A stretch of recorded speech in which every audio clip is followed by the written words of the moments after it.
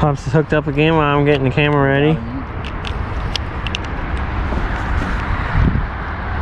What is that? Woo! What's going on, guys? Bassing It Up Mafia here, coming at you with a new video for this week. In this week's video, we're going to break down one of my favorite cold water and winter tactics, or like late fall tactics, to catch some bass. And some big ones at that. Now, in this video, you're not going to see a bunch of giants, but this is just a small portion of what this rig can do for you and what this rig can catch. But since it's the giving season and this video is going to drop on Thanksgiving, I'm feeling a little extra giving, so I'm really going to break down the Alabama rig. Alabama rig is one of my favorite cold water baits to throw, and it just absolutely kills fish. And there's not enough people who have really given full detail info about the Alabama rig and actually how to use it and actually how to get the fish to really react to it and the different combinations and stuff that you can do with the Bama rig to catch fish and get it to run deeper and all that. And just not enough people put enough information out about that kind of stuff. So I figured I'm gonna break it down completely for you guys, have a couple fish that we caught on it in the beginning here. So I'm gonna run through all the fish and all that, and then at the end I'm gonna break everything down for you for the Alabama rig, and setup wise, what rods to throw, baits to throw on it, how to rig it, different combinations to make it run deeper, shallower, all of that. So make sure you guys stay tuned for that. And without further ado, here's the video.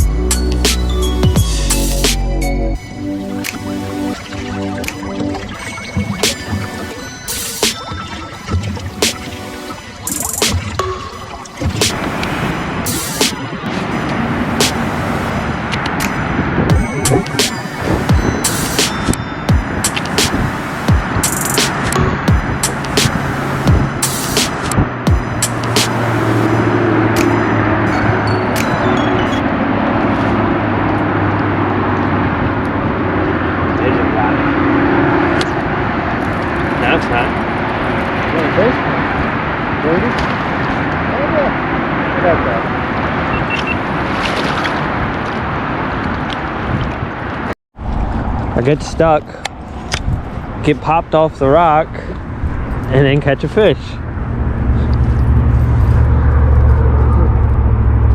He had 2 hooks in his mouth. There we go, guys. First one of the day, about a 12-incher. Not a terrible one to start out with, I guess. Let's let him back.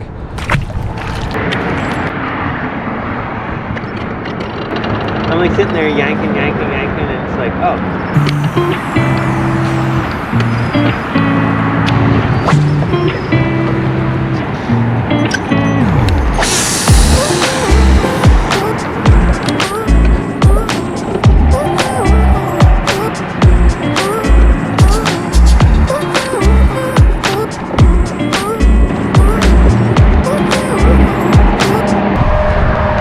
Pots is hooked up. Finally got something going on now. I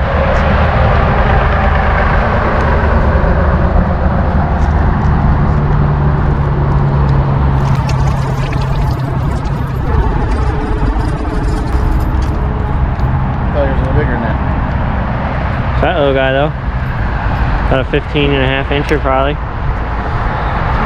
There he goes. First one of the day off the old Bama rig.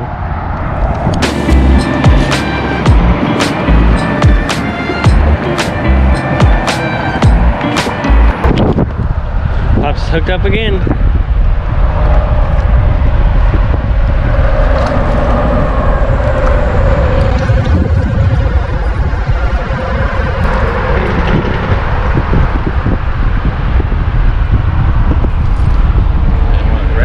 Another about the same size off the Bama rig again. Another fat little guy. Black spots.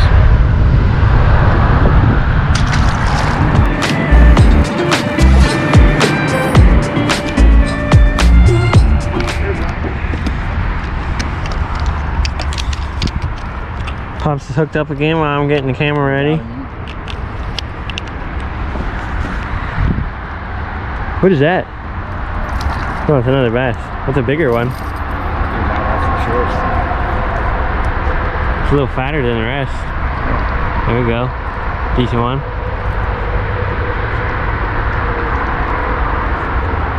Yeah, buddy. Make him look big. See ya, fish.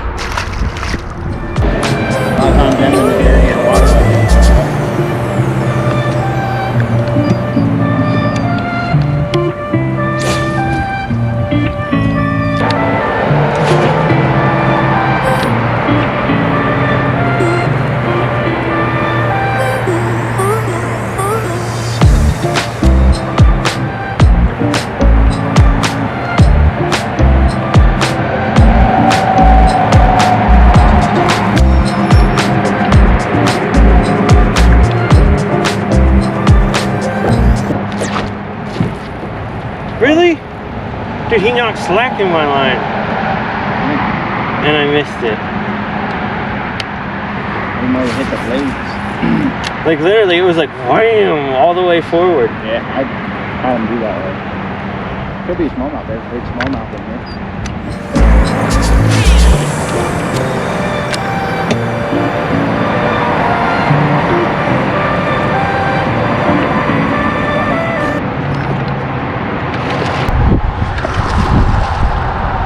Now we got a jumper.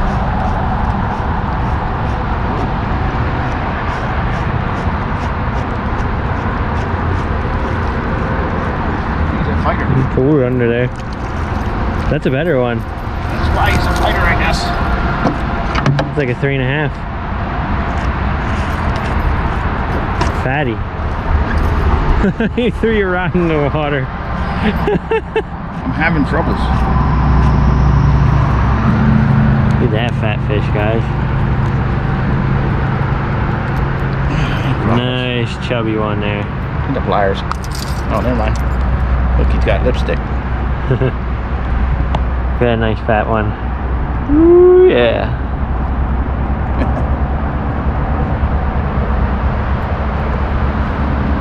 See you later. There she goes. Pops completely took over the show today. I haven't even got a fish yet.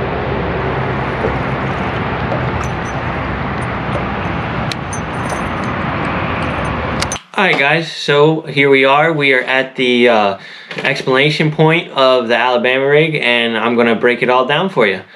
So first, where do we start? I guess might as well start with rod and reel setup to throw it on. The rod that I throw it on is my big 7.6 extra heavy Enigma Titanium Series Phenom. The reel that I have on it right now is a 301 HG Shimano Tranix. Now this is a little faster than I like for Alabama rig typically. This is a 7/4-1, I believe.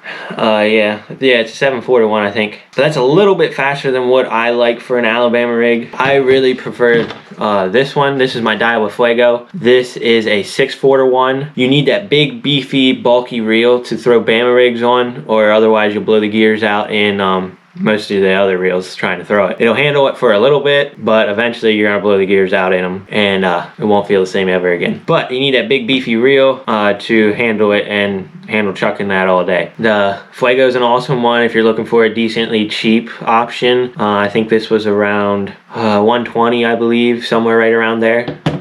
Tranix is on the upper end. That's like a $300-$400 reel, depending on which model exactly you get. Next, we're going to get into different types of Alabama rigs. Right here, I have one rigged for you. This is the Yum Flash Mob Junior. This is probably one of my most used ones just because they're cheap, easy to find, and they work great. Got it rigged up with a bunch of different jig heads and baits on there, a couple different colors too. Sometimes putting a different color on there, having one extra different color, or maybe even two extra different colors, that gives the bass something a little different to key in on within that little school of bait fish that you're trying to mimic here. That's basically what an Alabama rig does. It mimics a little school of bait fish. One of the best things to do with the Bama rig and to get it to run to a desired depth, whether that be shallow or deeper, is adjusting your heads on it. And by heads, I mean your jig heads. When you put these jig heads on here, on the snaps, the bottom running ones you typically want heavier than your top running ones. The two bottom ones are what help keep this rig straight. If you have all the same size heads on it, sometimes depending on the rig and the brand, it'll want to turn or spin on you, and a lot of times the bass won't hit it when it's like that. But you adjust the different sizes of your heads to go to your desired depth. If you want to fish it deeper, get it more on the bottom, you use a little bit heavier size jigs on the bottom. Right now I think it's all rigged up with 1/8 and 1/6 ounce heads, so all pretty small ones. I didn't want it to go super deep when we were using this last. We were mostly fishing in 15 foot of water, so I didn't really want it to go super deep or be dragging the bottom like crazy, and that was pretty much the depth that I needed it to get to, so that worked pretty perfect for me. But you always want to get the little bit bigger heads on the bottom just to help keep the rig straight, and that is one option for an Alabama rig, and a few of the tips on how to get it to run right. Another thing you can do with these is if you're in one of the states where they don't allow you to use all 5 hooks. I'm luckily in a state where they do let you use all 5 hooks, so thank goodness for that. But if you're in one of the states where they don't let you use all 5 hooks, you can use options like hitchhikers. They make these little hitchhiker heads, or they're basically essentially a little screw that you screw into the front of a swim bait, and instead of having a hook through it, you'll just have a dead swim bait on there. Kind of sucks hookup wise, but you can still catch fish on them and they'll still hit the hook, the ones with the hook in them a lot of times anyway. So that's an option for you guys that don't have the ability to use all 5 hooks on these. To do the hitchhiker option, your best way to do it is you'll want to snip off these snaps here on the ones that you want to run the dummies on. The snap, if you leave that on there, it'll just make your swim bait spin around. Since it's got a swivel inside of there, it'll just spin if you leave that snap on there. So you want to cut the snap off or pop it off, whichever, and then pop the hitchhiker straight onto the snap swivel. I mean, not the snap swivel, right onto the wire of the bait itself. And then here I have 2 other options of different brand Alabama rigs. This one right here is the Strike King titanium umbrella rig. They give you a nice little tube to put them in too. Now this one looks all real spread out and stuff, but the nice thing about these titanium wires on this one, they pulsate and pull around and push so much compared to these other ones with the more stiffer wires. These will flow through the water a lot nicer, so that's one nice thing that Strike King did with theirs. This is non-bladed, and this one right here, we got a little rubber band on there to help keep the wires down. That's a nice little tip for you. Rubber band or a little zip tie, taking a zip tie. Zip tie is even better because the rubber bands eventually get old and break, but if you take a little zip tie and cut the edge off, you can have a perfect little Bama rig keeper, and it keeps it all the way down so you can put them in your tackle box nice and easy like that. But this is a Picasso brand one. This one as well does not have the blades on them. Bladed and not bladed wise, there's a time for both. Sometimes you'll be running a Bama rig and they just don't really want the one with the blade on it.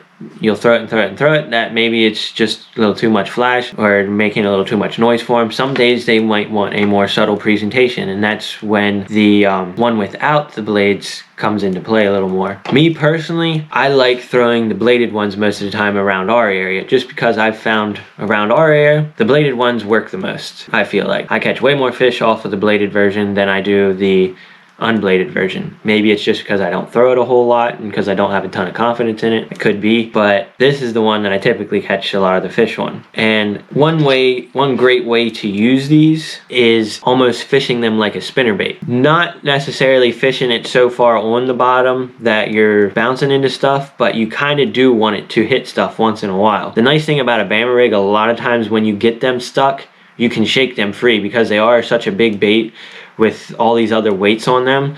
A lot of times if one head gets hung up in a rock crack or gets stuck on a rock or something, you can sit there and shake it and shake it and shake it and twitch your rod around. And a lot of times this will be shaking around down there back and forth, and with all the other weight counteracting it, sometimes it'll pop itself free. Probably about 80% of the time you get this back, as long as it's not in wood or something or really jammed into a rock crevice. Most of the time you can get it back, so don't be too afraid to fish it around a little bit of cover and kind of get it close to it a little bit. Like I said, be careful around wood, that's where it gets real sketchy, but most of the time around rocks or riprap you can really catch a lot of nice fish using one of these and reeling it real slow like a spinnerbait. One of my favorite things to do with it is I'll give it a couple normal crank handles, reeling it real slow, real slow, real slow, real slow, and then I'll do a real quick twitch, and that kind of gives the blades a real nice flutter in the water, and it'll kick the bama rig up in the water column a tiny bit and then drop back down.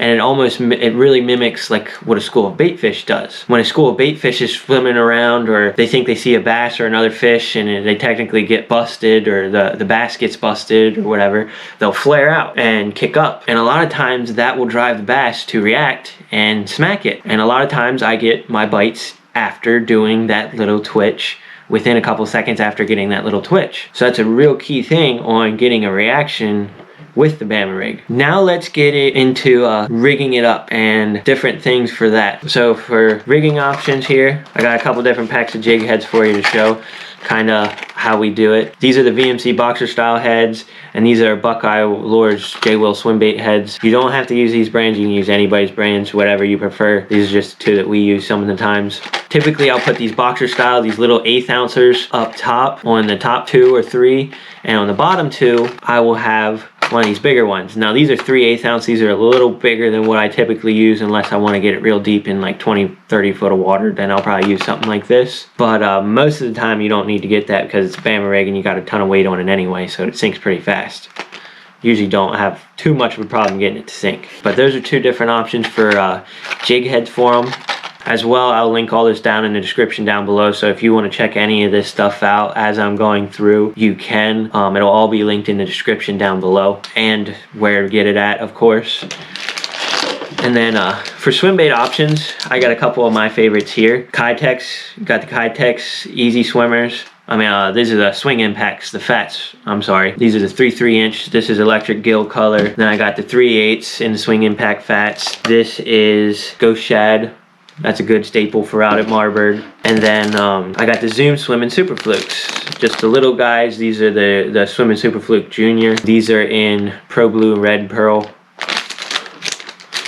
Those guys work pretty nicely for me. And around here, a lot of times I honestly really like using the little bit smaller profile baits on my bama rig. It seems to just work a little better for me than using like the 5 and 6 inch swim baits on it. Sometimes I've caught fish on them with that, but I seem to do a lot better with the 3-inch style swim baits on a bama rig. So now let's get into where to throw it at on the lake and what water temperature it really is key at. So different places to throw this at on the lake. You can almost throw it anywhere. Anywhere you'll throw a spinnerbait or something like that. And if you don't know where that is, that'd be like points around cover. Like I said, just be careful with certain forms of cover. You want to be a little bit careful because it does have a lot of hooks. You can get snagged, but if you're too afraid to get snagged, then you shouldn't be fishing. It's just part of it. Sorry. But these guys, you'll want to fish. You can fish them around any kind of cover, points, areas that are closest to ledges and deeper water, around bridges and bridge pylons, any kind of riprap around the lake. Honestly, anywhere. You can pretty much fish it anywhere. And if you see fish schooling, you can definitely throw it at schooling fish. It's a great suspended fish bait. So that's a few of the areas and the things that you want to target with it. For water temperature wise with it, this bait is really key at around 50 degrees. Anywhere from 50-ish on up to like 56, 57 degrees. That is when this bait really comes into key and really comes into play. You can catch fish on it all year long. It's not just a cold water bait, but it really shines in the cold water when all the bait's really schooled up. Or in the early spring when the bait's all schooled up still. That's when this bait shines, and that's when this bait will really tear up. You can still catch them on it through the winter, you can still catch them on it through the fall, but it really shines in the low to mid 50 degree water. That's when this bait really comes into play, where you can catch a lot of really nice fish on it and have a lot of fun throwing it. But either way, guys, hope you guys enjoyed this one.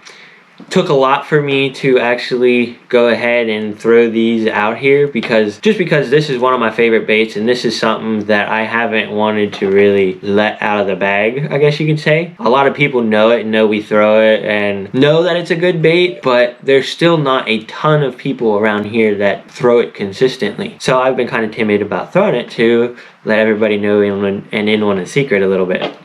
But this bait catches fish, and it simply will put them in the freaking boat.